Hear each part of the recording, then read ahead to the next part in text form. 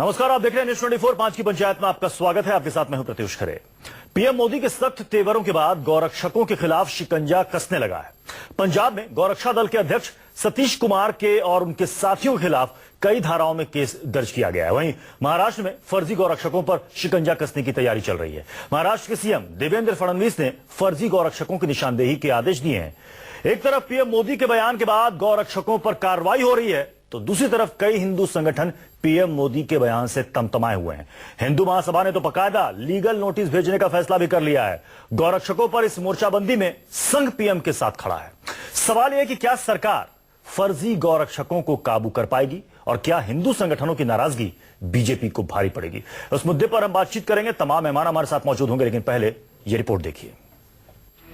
गौरक्षा के नाम पर गुंडागर्दी करने वालों और अपनी दुकान चलाने वालों के खिलाफ पीएम मोदी की तलखी बरकरार है। पहले दिल्ली में टाउन हॉल कार्यक्रम में और उसके बाद हैदराबाद में पीएम मोदी ने फर्जी गौरक्षकों को आड़े हाथों लिया।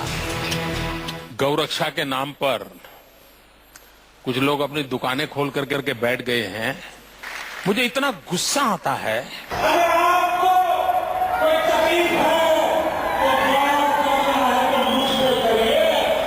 पीएम की सख्ती का असर भी दिखने लगा है। पंजाब पुलिस ने गौरक्षा दल के प्रमुख सतीश कुमार के खिलाफ पटियाला में कई धाराओं में केस दर्ज कर लिया है। इस गौरक्षा दल के लोगों ने मारपीट का वीडियो बनाकर उसे सोशल साइट पर डाला था। खुद पर केस दर्ज होने से बौखलाए सतीश कुमार ने कहा कि हिंदू समाज इसका जवाब देगा। मोदी साहब ने जो देश के गौरक्षक के खिलाफ बयान दिता वो सरासर बिल्कुल गलत है। अगर 80 करोड़ हिंदुओं ये लोग गलत कहने बड़ा दुर्भाग्यपूर्ण है। देश तो माफी मांगनी चाहिए। फर्जी गौरक्षकों के खिलाफ पीएम मोदी के तेवर हिंदू संगठनों को भी बर्दाश्त नहीं हो रहे हैं। हिंदू महासभा ने तो पीएम मोदी के खिलाफ लीगल नोटिस भेजने का फैसला किया है। गौरक्षकों पर पीएम मोदी के बयान से भले ही कई हिंदू संगठन खफा हैं, लेकिन संघ पीएम मोदी के साथ खड़ा नजर आ रहा है। हिंदू संगठन कह रहे हैं कि बीजेपी को पीएम मोदी के बयान का खमियाजा भुगतना पड़ेगा, लेकिन बीजेपी पूरे दमखम के साथ पीएम मोदी का समर्थन कर रही है। पीएम मोदी के तेवर बता रहे हैं कि गौरक्षा के नाम पर गुंडागर्दी को बर्दाश्त नहीं किया जाएगा, लेकिन सवाल ये है, क्या सरकार फर्जी गौरक्षकों को पूरी तरह काबू में कर पाएगी? क्या हिंदू संगठनों की नाराजगी बीजेपी को भारी पड़ेगी? Bureau report, news 24। इसी मसले पर चर्चा करने के लिए हमारे साथ खास मेहमानों का एक पैनल जुड़ चुका है। उनसे आपका परिचय करा दूं। हमारे साथ हैं स्वामी चक्रपाणी महाराज, हिंदू महासभा से। आचार्य डॉक्टर विक्रमादित्य, अध्यक्ष हैं गौरक्षक सेना के। स्वामी मनुष्य मित्र जी, प्रवक्ता हैं भारतीय गौ क्रांति मंच से। और आईपी सिंह जी, बीजेपी के नेता। चलिए जल्दी से देख लेते हैं 5 की पंचायत का हमारा पहला सवाल। क्या सरकार फर्जी गौरक्षकों को काबू कर पाएगी? आईपी सिंह जी, प्रधानमंत्री ने तो कह दिया कि ऐसे फर्जी गौरक्षकों के खिलाफ कार्रवाई होनी चाहिए। अब तो मामले भी दर्ज होने शुरू हो गए, लेकिन हिंदू संगठन तमतमाए हुए हैं। ये कह रहे हैं कि लीगल नोटिस भेजेंगे।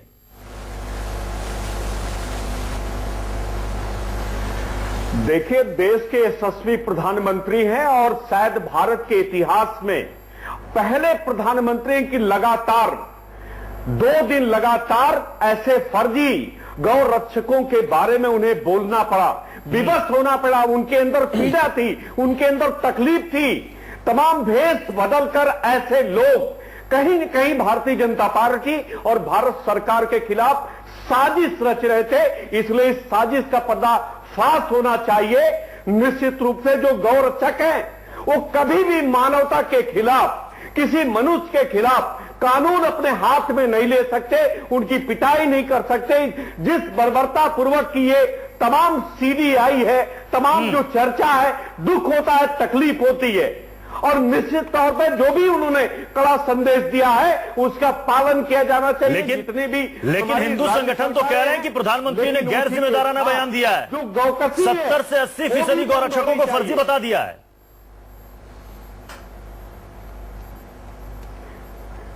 सवाल यह है कि कहीं न कहीं यह सारी रिपोर्ट राज्य सरकारों के माध्यम से, इंटेलिजेंस के माध्यम से आई है। और जो पीड़ा है उस पीड़ा को बयां किया है माननीय प्रधानमंत्री जी ने।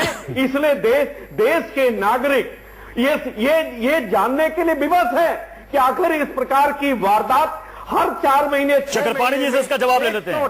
चक्रपाणी जी, ये देश है और इस प्रकार की कहानियां बीजेपी कह रही है, केंद्र सरकार कह रही है, संघ भी ये कह रहा है कि जो कुछ भी प्रधानमंत्री ने कहा कुछ भी गलत नहीं कहा। क्यों आप लोगों को ऐसा लग रहा है कि प्रधानमंत्री ने गलत बयानी की और आप कह रहे हैं कि लीगल नोटिस भेजेंगे? नहीं, सवाल इस बात का है कि जिस प्रधानमंत्री जी ने ये बोला है, बयान दिया है 70 से 80%, आखिर इस देश जानना चाहता है कि कौन सी एजेंसियों का रिपोर्ट है कि 70 से 80% जो गोरक्षक है वो अराजक तत्व है। दूसरी बात ये है कि जो गोरक्षा केंद्रीय कानून के नाम पे वोट दिया गया, आखिर 2 साल बीत गए, गोरक्षा केंद्रीय कानून क्यों नहीं बना? अगर गोरक्षा केंद्रीय कानून हो जाता, कश्मीर से कन्याकुमारी तक कहीं कोई गौ हत्या नहीं होती। लेकिन वर्तमान में जिस प्रकार से देखने को मिल रहा है, गो हत्याएं हो रही है। चक्रपाणी जी, एक सवाल का जवाब दीजिए, क्या आप ये नहीं मानते कि गौरक्षा के नाम पर कई लोग गुंडागर्दी करते हैं? क्या जो तस्वीरें आती हैं सब झूठी होती हैं? देखिए, गोरक्षा के नाम पे अगर कोई भी गुंडई करता है, किसी को सताता है, तो बिल्कुल कानून उसके लिए कानून है, उसको सजा होनी चाहिए, बिल्कुल कोई उसको पैरवी नहीं कर सकता। लेकिन आपको ये पता होना चाहिए कि काफी जब गोरक्षक जाते हैं, जो गौ तस्करों से वो गौ छुड़ाते हैं, तो कई बार गौ तस्कर और अधिकतर गौ तस्कर कभी तेजाब फेंकते हैं, कभी गोली चलाते हैं, और यहाँ तक कि बहुत ही आपराधिक वृत्ति के होते हैं गौ तस्कर। लेकिन जिस प्रकार से प्रधानमंत्री जी ने गोरक्षकों को पेश किया कि 70 से 80% उससे एक समाज में भ्रम की स्थिति आई है, और इसका जवाब मैं आचार्य डॉक्टर विक्रमादित्य जी से ले सकता हूं। आचार्य डॉक्टर विक्रमादित्य जी, जो बात आप चिंतित, एक सेकंड आईपी सिंह जी, मैं आपके पास दोबारा आऊंगा। जरूरत नहीं है। विक्रमादित्य जी, ये बताइए, जो बात यहाँ पर चक्रपाणी कह रहे हैं कि 70 से 80% लोगों को आप कैसे कह सकते हैं कि ये अराजक तत्व हैं, ये गुंडे हैं, ये फर्जी गौरक्षक हैं, लेकिन क्या एक बात प्रधानमंत्री ने सही नहीं कही जो उन्होंने कहा कि गौरक्षा के नाम पर कई लोग दुकानें खोलकर बैठे हैं? देखिए, इस देश के अंदर जो प्रधानमंत्री जो बात कह रहे हैं वो विचारणीय है।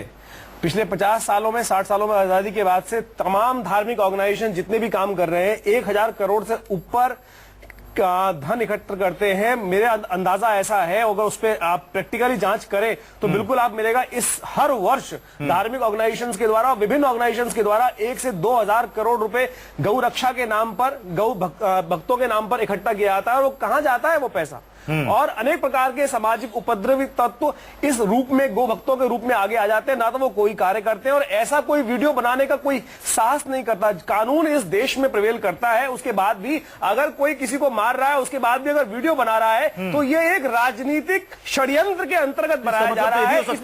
उनको ऐसा लगता है कि शायद सरकारें उनको छूट दे रही है, या पुलिस उनको बख्श दे रही है। ये कोई भी व्यक्ति हो, पढ़ा लिखा व्यक्ति, कोई भी किसी प्रकार का व्यक्ति है, यदि ऐसा कार्य कर रहा है तो समझ लीजिए कहीं षड्यंत्र है। कोई गो भक्त इस प्रकार का ऐसा कार्य नहीं कर सकता कि पहले किसी को मारेगा और फिर वीडियो बनाएगा और फिर अपने आप को एक एक्टर की तरह या अभिनेता की तरह सामने मित्र, जो मूल सवाल है कि क्या सरकार फर्जी गौरक्षकों को काबू कर पाएगी? क्योंकि जिस तरीके से पीएम के बयान के बाद देखिए, तमाम हिंदू संगठन अब प्रधानमंत्री के उस बयान की निंदा कर रहे हैं, कह रहे हैं कि हम लीगल नोटिस भेजेंगे पीएम को।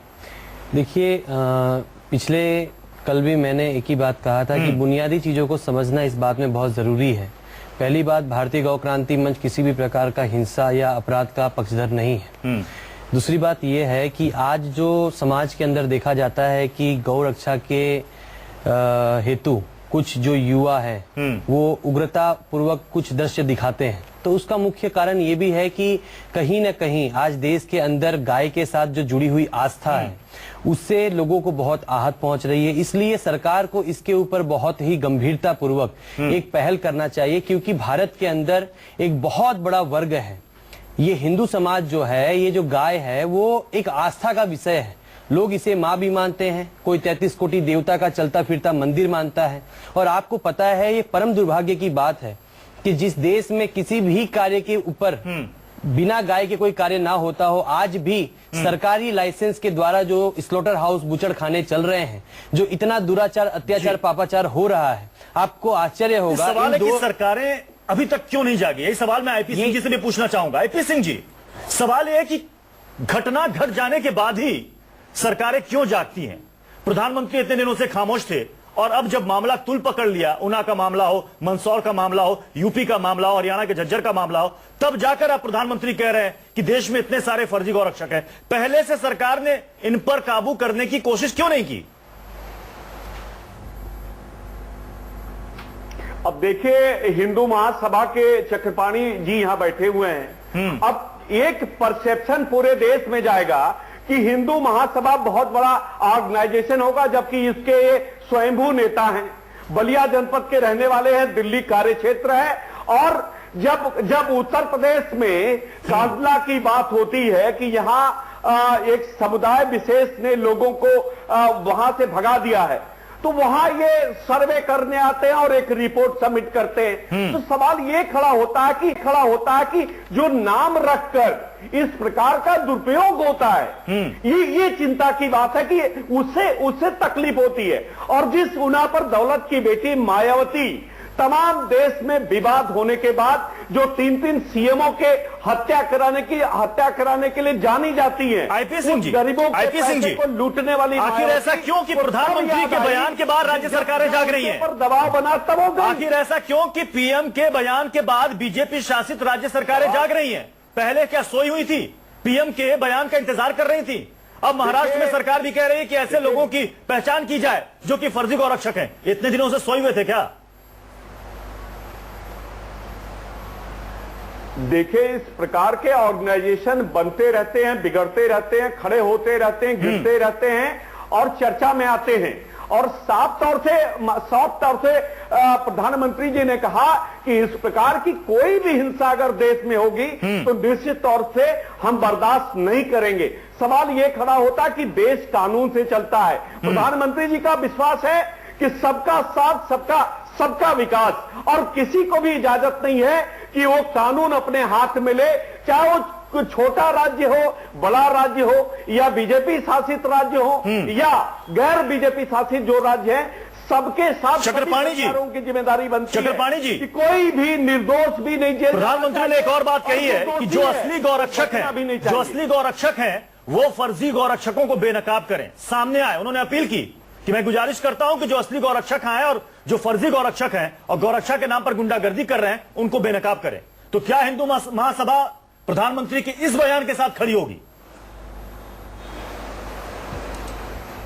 देखिए, ऐसा है, सबसे पहली बात यह है कि उन्होंने जो 70 और 80% की बात कही है उसका वो प्रमाण और वो सर्वे देना चाहिए कि आखिर किसने सर्वे करके पता किया कि 70 से 80% गोरक्षा के नाम पे जो धंधे कर रहे हैं या जो अराजक तत्व हैं वो कौन सी एजेंसियों ने उनको बताया। दूसरी बात, अभी जयपुर में सरकारी गौशाले में आप ये देखिए सैकड़ों हजारों गौएं हताहत हो गई, जबकि हर महीने 2 से 3 करोड़ रुपए वहां पे दिया जाता है। वहां पे भारतीय जनता पार्टी की सरकार है। ये सिंह साहब जो बैठे हैं अच्छी भाषण दे रहे हैं, इनसे जरा पूछिए कि इस पे कितनी बार इन्होंने आवाज उठाया और सरकार ने उस पे क्या कार्रवाई की। सवाल यह है कि इनकी सरकारी गौशालाओं में गौएं बेचारी मर रही है। सवाल आप सेकुलर दलों के एजेंट देखो, ये व्यक्तिगत रूप से अब ये है मोदी के, हिंदू ये है मोदी जी के नारे लगाने वाले लोग जो सिर्फ आंख बंद करके खराब करते हैं।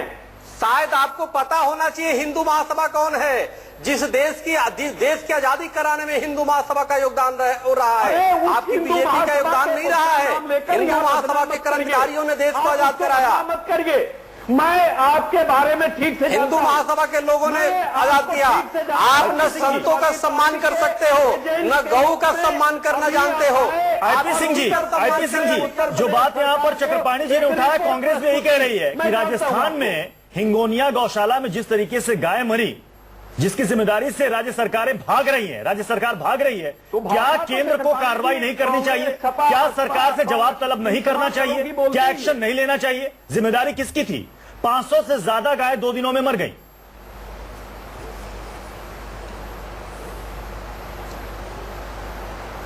आईपी सिंह जी।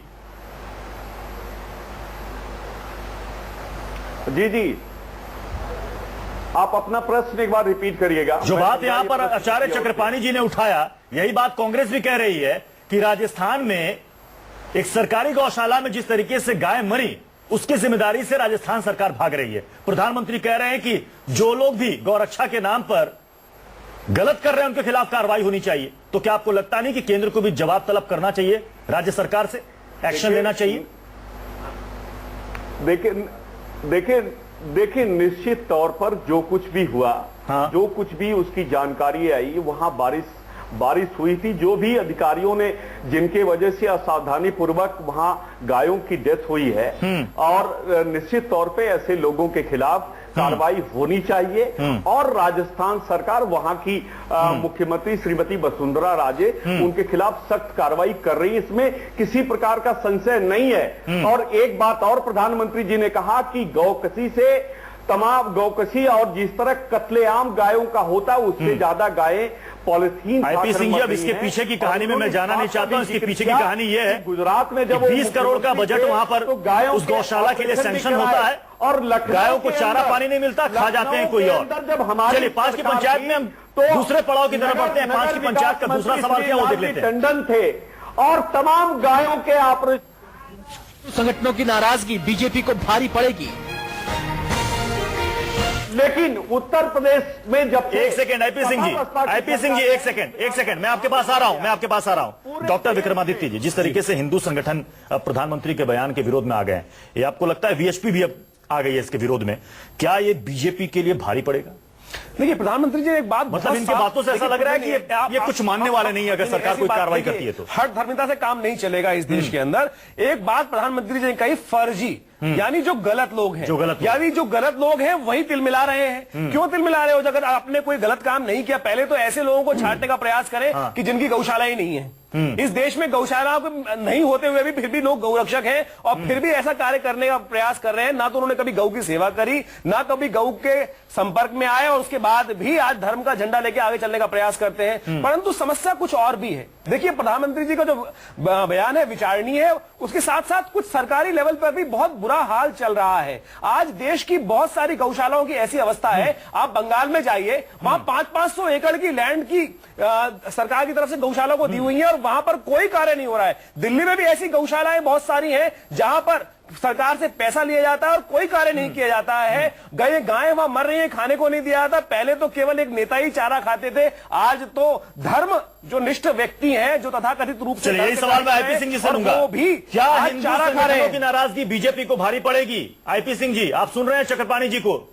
ये कह रहे हैं कि प्रधानमंत्री की गलत बयानी नहीं चलेगी। चक्रपाणी जी को मुझे सुनने की जरूरत नहीं है। चक्रपाणी जी भी यही कह रही है सर, हिंदू महासभा वीएचपी कह रही है, वो जनता को गुमराह करते हैं। शिवसेना के पंजाब के अध्यक्ष यही कह रहे हैं, प्रोफेसर के हिसाब से वो काम करते हैं। उनकी किसी भी बात से मैं सहमत नहीं हूं। आईपी सिंह जी, शिवसेना भी ये कह रही है, वीएचपी भी यही कह रही है, हिंदू महासभा भी यही कह रही है, बाकी भी कई हिंदू संगठन है जो कि प्रधानमंत्री के इस बयान से इत्तेफाक नहीं रखते। देखिए माननीय प्रधानमंत्री जी की बातों का मैं उद्धरण करूंगा। उन्होंने साफ तौर से कहा कि अगर दलित भाई बहनों का हाथ हम नहीं पकड़ते हैं, उनके साथ नहीं चलते। आईपी सिंह जी, समय की कमी है, आखिरी कमेंट आपसे चाहूंगा, पूरी दुनिया हमें क्या अब इसके बाद ऐसे गौरक्षकों के खिलाफ कड़ी कार्रवाई होते हम देखेंगे जो कि गौरक्षा के नाम पर गुंडाई करते हैं? शपथ लेने से पहले जब वो बीजेपी के संसदीय आईपी सिंह जी, मेरा सवाल सुन लीजिए। आईपी सिंह जी, उन्होंने कहा आईपी सिंह जी कि मेरी सरकार दलित, वंचित, शोषित, गरीब गांव, एक सेकंड आईपी सिंह जी, समर्पित आईपी सिंह जी सरकार होगी। आईपी सिंह जी, ऐसे यशस्वी प्रधानमंत्री। आईपी सिंह जी, आखिरी सवाल बिल्कुल संक्षेप में उत्तर दीजिएगा। क्या अब आज के बाद हम देखेंगे कि राज्य सरकारें, केंद्र सरकार ऐसे गौरक्षकों के खिलाफ कड़ा एक्शन ले रही है जो कि गौरक्षा के नाम पर गुंडागर्दी करते हैं?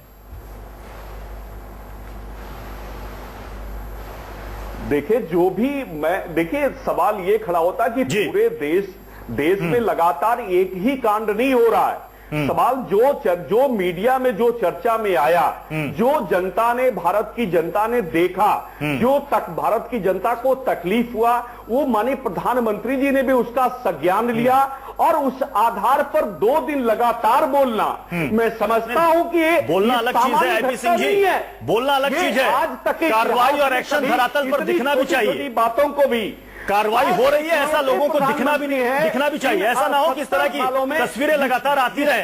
गौरक्षक जो कि गुंडागर्दी करते हैं वो सोशल मीडिया पर इस तरह की वीडियो शेयर करते रहे, ये बताने के लिए कि देखिए हम कितने बड़े गौरक्षक हैं। बहुत बहुत शुक्रिया आप सभी मेहमानों का हमारे साथ इस चर्चा में शामिल होने के लिए। एक छोटा सा ब्रेक के बाद जल्द लौट रहे हैं। आप देखते रहिए News 24।